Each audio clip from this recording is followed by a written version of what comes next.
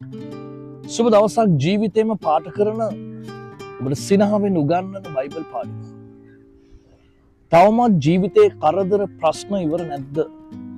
තව කොච්චර කල් අපි දුක් විඳින්නද? තව කොච්චර කල් අපේ ජීවිතේ ගැටලු වලින් ඉන්නද කියන එක මිනිස්සු හිතනවා. ඔබ දන්නවද?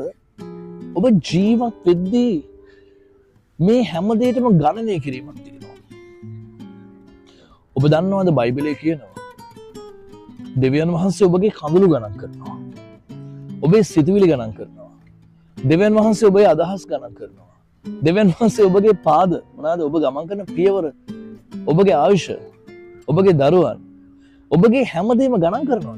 ගණන් කරලා තියෙන කියලා ඔබ දන්නවද? ඒක බයිබලයේ තියෙනවා මේ පද. ඒ වගේම තමයි ඔබ දුක් විඳින, එහෙම නැත්නම් ඔබ පීඩා විඳින, ඔබ දන්නවද ඔබ විඳවන වේදනාව පවා පුතේ දුවේ දෙවියන් වහන්සේ ගණන් කරනවා ඒ දවස්. ඉතින් ඒ නිසා මම ඔබට දේශනා කරලා තියෙනවා හරියට දුක් විඳින්නේ කොහොමද කියලා. මිනිස්සු දුක් විඳින්නේ අරයට ශාප කර කර, මෙයාට ශාප කර කර. අරය නිසා, මෙයා නිසා, මූ නිසා, එහෙම වුණා, මෙහෙම වුණා.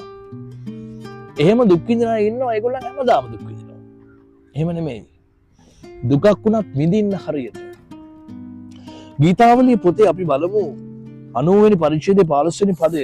ඔබ අපට පීඩා කළ දවස් ගණන ලෙසද අප විසින් ඔබ අපට පීඩා කළ දවස් ගණන ලෙසද අප විසින් අපරදුතු අවුරුදු ගණන ලෙසද අප සන්තෝෂ කළ මැනව. ඔබ අපට පීඩා කළ දවස් ගණන ලෙසද අප විසින් අපරදුතු අවුරුදු. මෙතන දෙවියන් වහන්සේ පීඩා කරා කියන අර්ථයට වඩා එතන දෙවියන් වහන්සේ ඉඩ දුක්. ඒ කියන්නේ දුක් විඳින ඉඩ දීලා තියෙනවා වගේ අර්ථයක් එනවා. ඇත්තටම කියනවා නම් මේ පදේ අලුත් ගිවිසුම තුළ මම නිවැරදි කරන්න කැමතියි. පරණ ගිවිසුම තුළ මිනිසුන් පව් කරද්දී මිනිසුන්ට දෙවියන් වහන්සේ දඬුවම් දුන්නා. ඒ දඬුවම් දුන්නේ දෙවියන් වහන්සේ.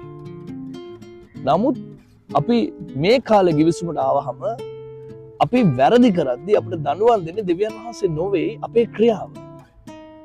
ඒ කියන්නේ ක්‍රියාවේ ඵල.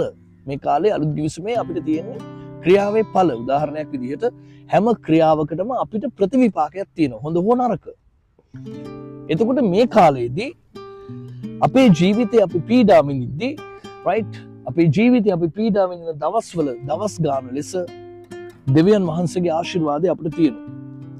මෙතන කියන ඔබ අපට පීඩා කළ දවස් ගණන ලෙසද අප විසින් අපුරුදුතු අවුරුදු ගණන ලෙසද අප සන්තෝෂ කළ මැනව. උදාහරණයක් විදිහට ඔබගේ කාලය right ඔබ අවුරුද්දක්ද දෙකක්ද තුනක්ද නැත්නම් ඔබ ගෙවන හැම කාලයක්ම ඔබගේ හැම කාලයක්ම ඔබ ගෙවන හැම වෙලාවක්ම ගණන් කිරීම කරනු ලබනවා. ඒ ගණන් කිරීම කරලා ඊට පස්සේ කියනවා අප විසින් නපුරුදුතු අවුරුදු ගණන ලෙසද. ඒ කියන්නේ ඔබගේ ජීවිතේ නපුරු දේවල්, ඔබේ ජීවිතේ වේදනා, ඔබේ ජීවිතේ කඳුළු ඔබ දැක්ක අවුරුදු ගාන ලෙසද දරුවනේ ඔබගේ ජීවිතයට සමාදානය ලැබෙන්න යනවා. ආමේන්.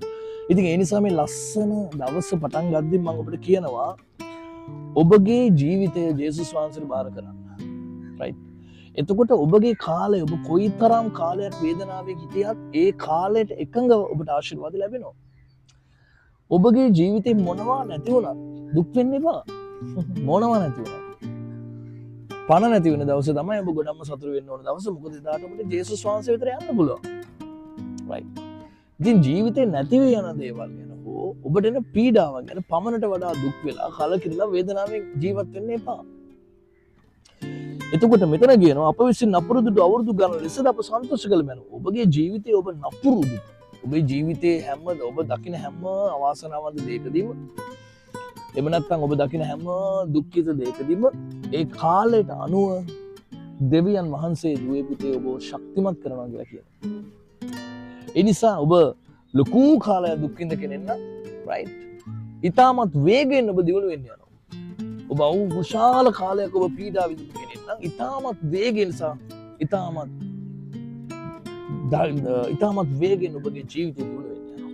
ඒ නිසා මේ කාලය ගැන මම කලින් දවසකත් කතා කරා කාලය ගැන. ඒ නිසා ඔබ ගෙවුවා වූ කාලය, ඔබ වේදනාව විඳා වූ කාලය ලෙස නැවත ඔබගේ ජීවිතේ ලැබෙන්න යනවා. ඒ නිසා මම මේ වෙලාවේ මේ කතාව නිම කරනවා. ඔබ හැම කෙනෙක්ටම දෙවියන් වහන්සේගේ ආශිර්වාදයක් දෙවියන් වහන්සේගේ සමාදානයක්ම ලැබෙන්න කියලා ප්‍රාර්ථනා කරනවා මේ කාලය තුල. ඒ නිසා සන්තෝෂයෙන් ඉන්න. ජේසුස් ඔබට ආදරේ, ජේසුස් ඔබට ආශිර්වාද.